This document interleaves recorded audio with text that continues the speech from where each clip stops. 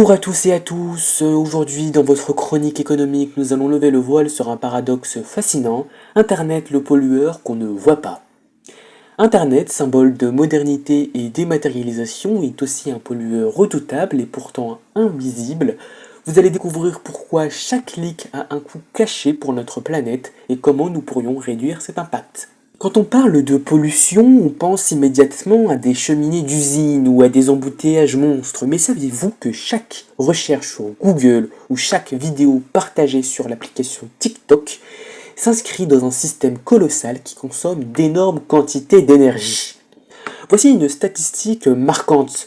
Une heure de streaming en HD génère autant de CO2 qu'une voiture roulant pendant plusieurs kilomètres. Imaginez donc l'impact cumulé de millions d'utilisateurs regardant des vidéos simultanément à travers le monde. Le coût environnemental d'Internet repose sur plusieurs concepts clés en économie, notamment les externalités et le comportement de passagers clandestins. Une externalité survient lorsque les coûts ou les bénéfices d'une activité économique ne sont pas directement pris en charge par ceux qui les génèrent. Ici, la pollution engendrée par l'utilisation d'Internet est supportée collectivement.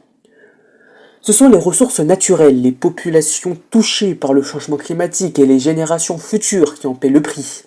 Pendant ce temps, utilisateurs et entreprises tech en tirent les avantages immédiats sans intégrer ces coûts à leurs décisions. Quant aux passagers clandestins, ce comportement traduit l'attitude de ceux qui bénéficient d'un bien ou d'un service sans contribuer à son coût.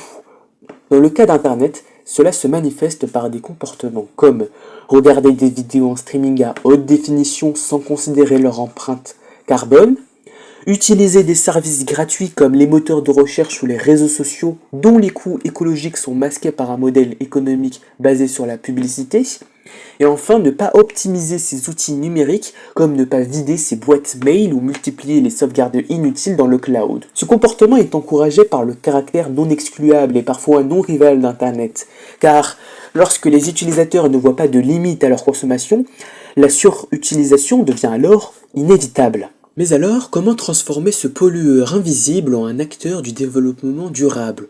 Voici quelques pistes pour réconcilier numérique et écologie. Premièrement, on pourrait renforcer la régulation et la taxation environnementale. Les gouvernements pourraient mettre en place des réglementations plus strictes sur l'efficacité énergétique des data centers et des infrastructures numériques. Par exemple, internaliser les externalités comme une taxe carbone spécifique aux activités numériques pourrait inciter les entreprises à adopter des pratiques plus éco-responsables, tout en finançant la transition énergétique. On pourrait également changer nos habitudes de consommation, car en tant qu'utilisateurs, nous avons tous un rôle essentiel à jouer, comme limiter les visioconférences inutiles, réduire les mails non essentiels, ou bien ne pas cumuler les sauvegardes inutiles, alourdissant les serveurs et donc leur impact. Ces gestes simples peuvent faire une réelle différence. Enfin, on pourrait mettre en place une sobriété numérique à grande échelle, car il est temps d'adopter une véritable philosophie de la sobriété numérique. Les entreprises devraient être encouragées à reconcevoir leurs services pour réduire leur consommation énergétique. Par exemple, des algorithmes plus efficaces et des sites web allégés pourraient limiter leur empreinte carbone globale. Auditrices et auditeurs, il faut comprendre qu'Internet est sans aucun doute l'une des révolutions majeures de notre époque.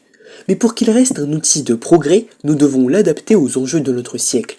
Cela implique des efforts coordonnés entre les entreprises, les gouvernements et les utilisateurs. Mais le jeu en vaut la chandelle. Car chaque clic a un impact, mais chaque clic peut aussi être une opportunité de changement. Et si demain nous repensions à un Internet comme un jardin collectif où chaque utilisateur cultive avec soin des habitudes responsables, ce serait un bel exemple d'écologie numérique, n'est-ce pas? Sur ces dernières belles paroles, nous vous remercions de votre écoute et on vous dit à très bientôt pour une nouvelle chronique économique. Au revoir!